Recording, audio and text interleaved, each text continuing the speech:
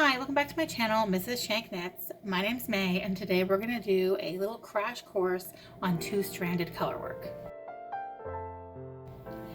So this is my Dotty dog vest in progress.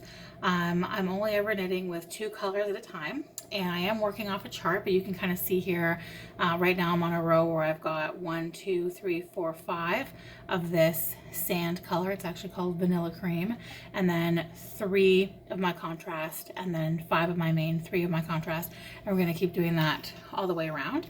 So I'm going to show you actually the wrong side of this sweater so far. So this is what the wrong side of stranded color work looks like, because the idea is you never want to have too long of a gap between two colors. And so in this case, as I mentioned, there are 5 stitches between the contrast color, so 5 stitches of the main color in between these two sets of the contrast color. And usually people will tell you, say 2 or maybe 3 stitches, and you don't want to go any further than that without catching, as they say, catching your other color. So they call it catching the float. So I'm going to show you how I do that. I feel like everybody has a slightly different technique, but again, you're going to hear, 2 or maybe 3 stitches in between. You don't want to go any more than that. So I'm going to do this in the 3rd stitch. So just knit this stitch normally, and then I'm going to knit the 2nd stitch normally, and then this 3rd stitch, what I'm going to do is take the contrast color yarn and just kind of hold it over here. And that's, that's a technique that you'll determine how you hold it. But the idea is just to catch it so that when that's where the term comes from, I'm sure, so that when I take the main color that I'm knitting with and I now knit this stitch, the 3rd one, here now I've caught it here. So instead of it stretching from here, I'll finish this and just kind of show you. So I've got 2 more to give me 5. Okay, so we look back at the wrong side. If I hadn't caught that stitch right here where it's tucked in again, it would be being pulled from here all the way to over there, which causes a lot of tension problems in the final product, obviously, because this isn't going to have as much give as it would have if it was all the same color, of course. But you don't want it to have too much give by having, big loopy floats back here, and you also don't want to give it not enough give by making it be quite tight. So now we've reached the contrast color again, and I just picked that up from where it was, but now where it was is only 3 stitches away. And then I do the 3 stitches here, 1, 2, 3, and then I come back to my main color, and again I'm going to go 1, 2, and then before I knit that 3rd one, I'm going to take this yarn from the contrast color, kind of tuck it over here so that it's laying now on top of the main color, so that when I knit that main color stitch, I've caught it, as they say back there.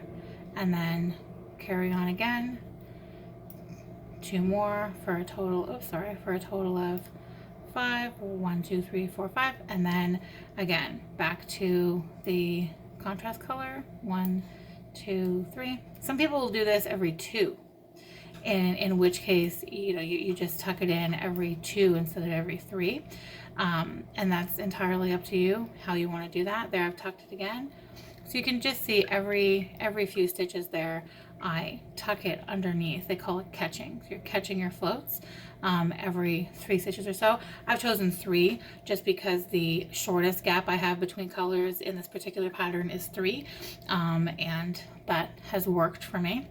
Yeah, that is the simplest way. Also, you can get quite tangled in the back depending on how you're holding it. So for some people, literally, you may just want to move the balls of yarn you're dealing with. A lot of people will just pull a length of yarn that they're going to be using, roll it up into a much smaller ball, and kind of work with that instead of working with the larger balls. There's all kinds of different ways to manage how you catch your floats in terms of being tangled and how you manage your yarn. But the concept is just to make sure that every 2 or 3 stitches you are putting that yarn that you're not knitting with, and make it 1, 2, 3, 4, 5, making sure that it is being held in place, essentially caught by the other yarn. So I'll do it one more time, and I'm a little bit tangled now, but that's okay. So 1, 2, and then you put your needle in for the 3rd. But then you make sure you take your contrast color, so you can see it here, that the stitch is right there. I just hold it over here so that it's now on top of the yarn I'm about to knit with, the main color, and then catch it there. So now when you look at the wrong side of it, it isn't stretching all the way from here now, it's stretching from here.